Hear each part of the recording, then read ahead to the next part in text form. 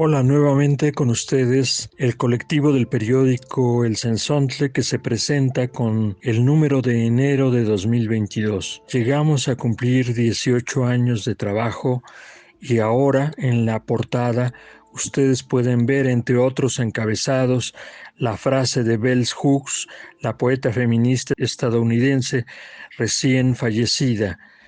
Ella dice: amor, no miedo. Esperamos abrir un año, una época de amor, no más miedo. Este número está dedicado en mucho a las luchas y los problemas que en la lucha social nos encontramos. En primer lugar, desde el editorial mismo, asumimos la necesidad de una autocrítica de parte de quienes emprendemos la lucha social en México y en el mundo. ¿Cómo superar esas enajenaciones que nos hacen pensar como separadas las relaciones de producción de las relaciones de dominación, de poder opresivo? ¿Cómo hacer también que aparezca la deliberación colectiva en asambleas, en consejos, en colectivos populares, y que desde ahí se decida por nosotros mismos de manera autónoma, independiente y autogestiva? ¿Cómo hacer también de que no haya una reproducción de las relaciones opresivas a partir de jerarquías elogiadas que se convierten en jerarquías autoritarias?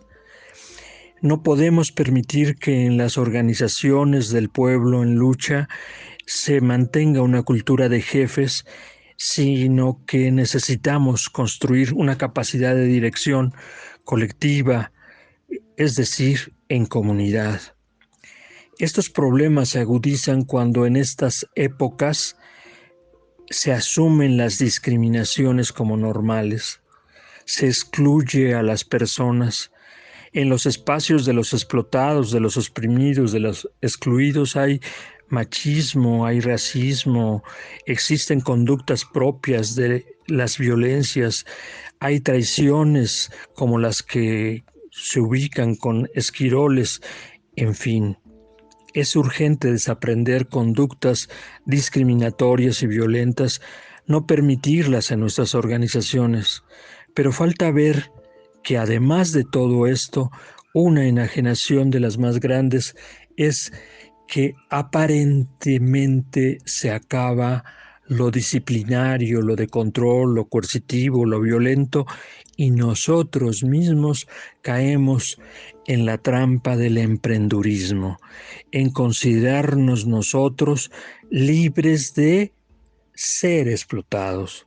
La autoexplotación pone en competencia a trabajadores del campo y de la ciudad unos con otros, a hombres y mujeres, a maestros y alumnos, a los hijos. Primero, asumir con un análisis situaciones tan graves como, por ejemplo, la de un sector excluido de todos los derechos, aunque tenga derechos, aunque no sea un delincuente, se lo trata como tal en el mundo. Es el caso de los migrantes. ¿Cómo hacer la vida con dignidad? ¿Qué caminos hay que recorrer, por ejemplo, en materia migratoria en los Estados Unidos? Estos aspectos se tratan en el periódico. ¿Qué hacer también para, de una manera autocrítica, hacer un buen balance de lo que ha sido uno de los movimientos más importantes de nuestro país, que es el movimiento magisterial, y por ciertos momentos un movimiento que es magisterial y popular a la vez? ¿Con qué modelo de organización sindical se necesita poner a caminar a la gente? Lo plantean compañeros maestros de las bases organizadas de la sección 7 de Chiapas. ¿Cómo recuperar también la experiencia de luchadores sociales tan relevantes como Gerardo Camacho del Congreso Nacional Indígena, o como Heriberto Salas Amac, o como Carlos Mendoza Galós?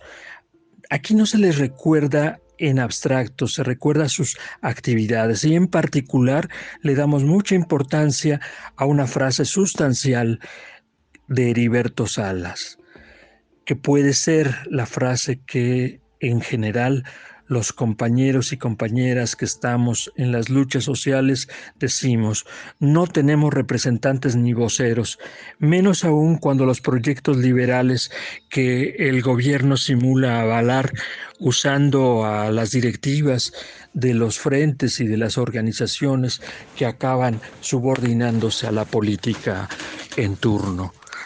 Heriberto Salas era un dirigente de la zona de la cuenca del Valle de México y como tal advirtió claramente que no tenemos representantes, que cada pueblo, comunidad, barrio, ejido y paraje tiene voz propia. Y esto lo hacemos notar también recogiendo de dónde viene la gran experiencia que fue exitosa desde la Comuna de París hasta hoy, la de los llamados consejos, consejos obreros, consejos de maestros, consejos de estudiantes, consejos comunitarios. ¿Qué tenía que aportar esa forma de organización? Pero todo eso, tanto las fallas de las que nos tenemos que autocriticar claramente, como de los avances que obtenemos, se puede decir que son elementos de una gran construcción. Finalmente, este número trae bastante información sobre lo que ocurre, por ejemplo, con la salud. Casi 2 millones de personas mueren cada año por causas laborales.